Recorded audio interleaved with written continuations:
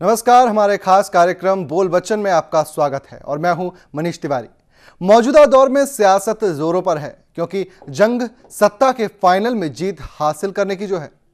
राजनीति के रहनुमाओं ने इस फाइनल की तैयारियां पहले से ही कर रखी थी और मौका मिलते ही इन राजनेताओं ने अपने बयानों के जरिए जनता को लुभाने की भरसक कोशिशें शुरू कर दी हैं। लेकिन ये विवादित बयान कभी जनता को लुभाने के साथ ही विवादों से भी घिर गए। भाजपा ने इस सियासी समर में अपना दांव नरेंद्र मोदी पर लगाया है।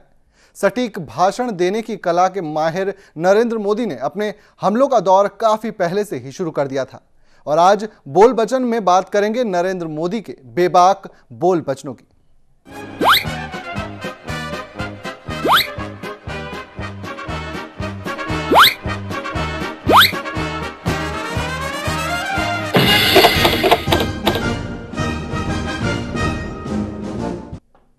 बेबाकी के साथ अपनी बात को पुरजोर ढंग से कहने का सलीका नरेंद्र मोदी को खूब आता है और यही वजह है कि वे अपने भाषणों और बयानों में खुद को न केवल विकास पुरुष साबित करते दिखाई देते हैं बल्कि वे अपने विजन को भी जनता के सामने रखते हैं।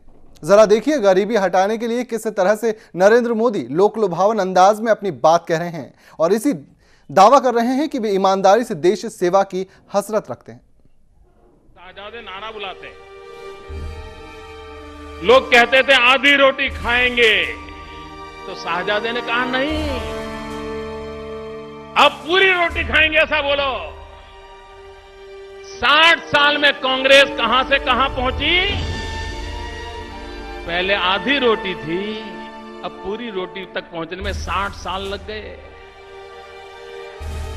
भैया आधी रोटी से पूरी रोटी में अगर 60 साल लग गए तो पेट भर रोटी में और 100 साल लगा देंगे, 100 साल लगा देंगे।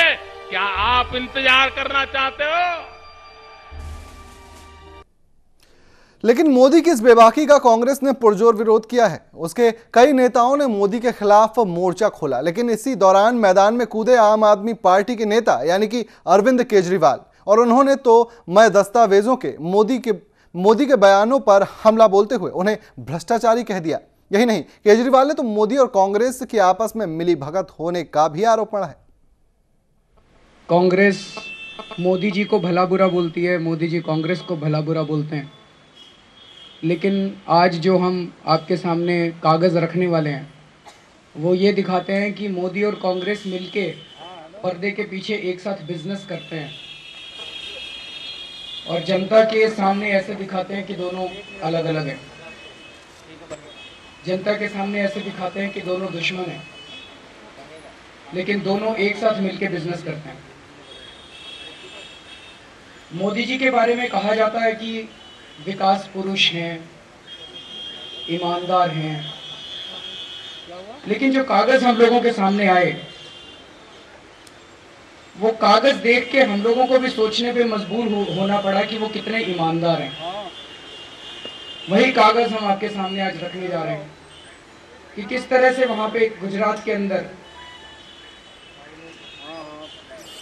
तेल के कुएं फ्री में बांटे जा रहे हैं, कोयले की खदानें फ्री में बांटी जा रही हैं, जमीनें बांटी जा रही हैं और कुछ औद्योगिक घरानों को, इंडस्ट्रियल हाउसेस को किस तरह से फेवर किया जा रहा है। अभी पिछले कुछ दिनों से एक कहानी चल रही है मीडिया के अंदर कि जीएसपीसी के कुछ इक्विटी को एक कंपनी को दिया गया। वो अधूरी कहानी चल रही है, उसकी पूरी सच्चाई आज हम आपके सामने रखेंगे।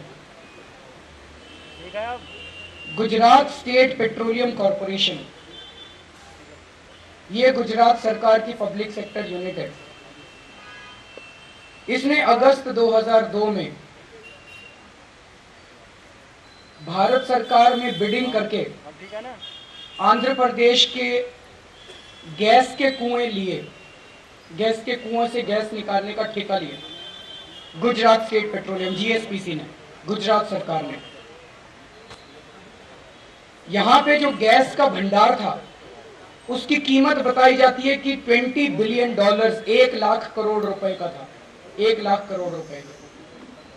जीएसपीसी ने इसको लिया और बड़ी मजे की बात है कि कुछ दिनों के अंदर उसमें से 20,000 करोड़ रुपए के गैस के कुएं इन्होंने फ्री में 2 कंपनियों को दे दिए।